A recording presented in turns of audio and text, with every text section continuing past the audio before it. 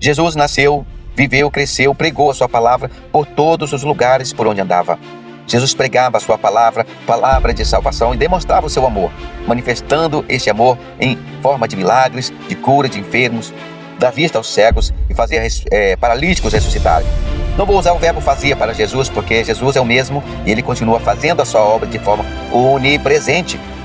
Todas as vezes que uma pessoa recebe um milagre, algo que ela pediu para Jesus para que ocorresse com ela, todas as vezes que alguém é curado pelo poder de Jesus, todas as vezes que alguém recebe um livramento pelo poder de Jesus, é a onipresença de Deus fazendo a sua obra. É o próprio Jesus presente fazendo a sua obra na vida de cada homem, de cada mulher, de cada crente.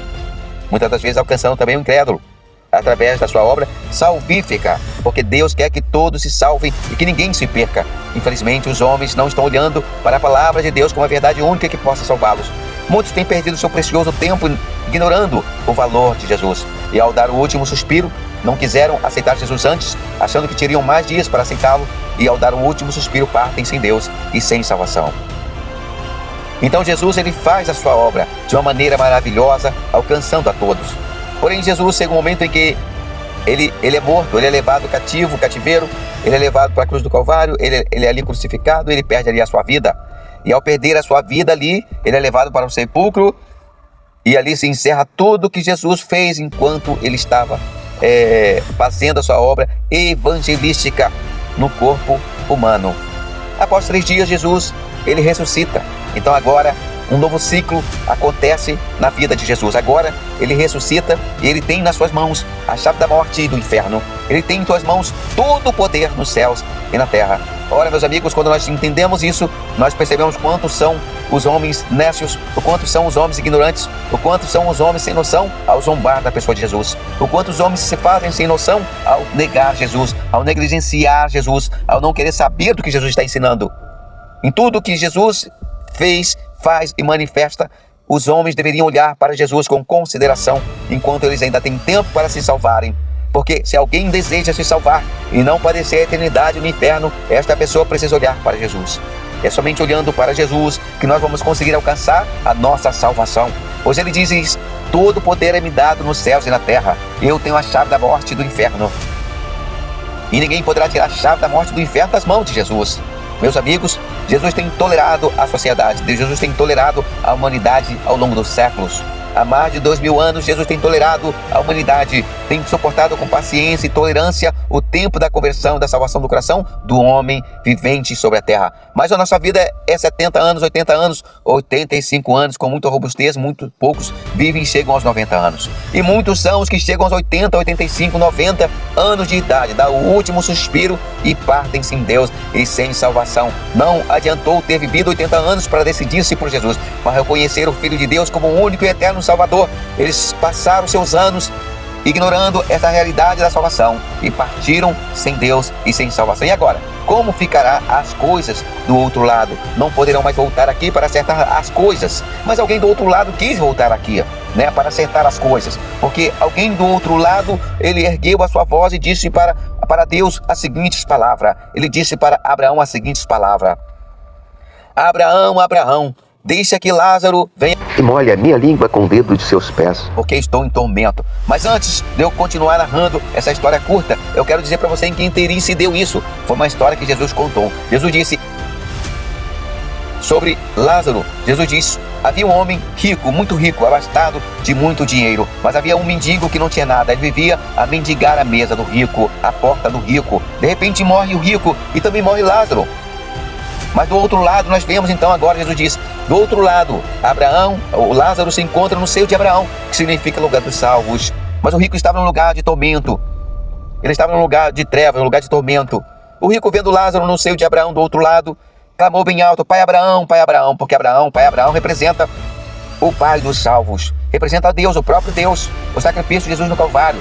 Pai Abraão, deixa que Lázaro venha até a mim e molha a ponta da minha língua com o dedo dos seus pés, visto que eu estou em tormento. Então, Pai Abraão, ele se volta para o rico dizendo: deixa que Lázaro descanse em paz. Porventura você não gozasse muitos bens na terra? E mesmo que eu quisesse, não poderia acontecer de Lázaro ir até você. e nem você vir até Lázaro, porquanto há um abismo que os separa, de maneira tal que quem está do lado de cá não pode passar por lado de lá.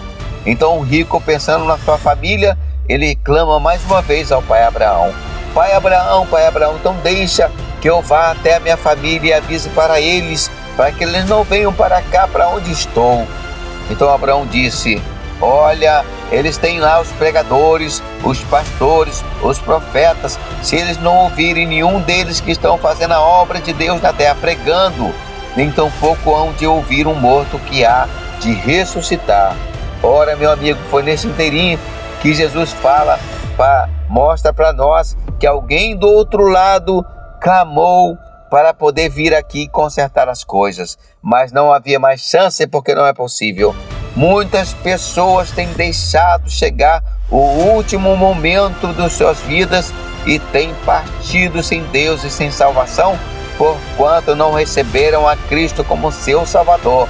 E na palavra de Deus, Jesus afirma categoricamente: aquele que me confessar diante dos homens, também os confessarei diante do meu Pai naquele dia. Mas aqueles que me negarem, também eu os negarei naquele dia. Então, meu amigo, o Evangelho não é brincadeira. O Evangelho, a gente não pode brincar com o Evangelho. E nós não podemos também brincar com o tempo que se chama hoje. Porquanto a palavra de Deus diz: aceitai a palavra insta durante todo o tempo que se chama hoje. Muita gente tem deixado o amanhã. Amanhã eu decido, amanhã eu vou decidir, amanhã eu vou resolver, amanhã eu vou aceitar, amanhã eu vou me tornar cristão, amanhã eu vou andar com Deus. Amanhã. Mas para quantas pessoas esse amanhã já não chega mais, né? Então eu quero deixar esta palavra para você, que às vezes está entre dois caminhos, está cocheando entre dois espíritos. Você sabe que tem que seguir na direção de Jesus, mas você tem protelado. Quero deixar esta mensagem para você: decida a sua vida enquanto há tempo, porque às portas se encontra a vinda do Messias, do Filho de Deus. Ele está pronunciando a sua vinda. Quando nós olhamos as tribulações, os problemas, a mentira tomando o lugar da verdade, a injustiça tomando assento na cadeira da justiça, quando nós vemos prevalecer as injustiças, vemos prevalecer as maldades dos homens em todas as instâncias de poder, isto é um prenúncio de que Jesus está às portas. Pois o próprio Jesus disse para nós com relação a este tempo: quando vocês virem todas estas coisas acontecerem, olhai para o céu e glorificai o vosso Pai que está no céu, porquanto próximo está a vossa redenção.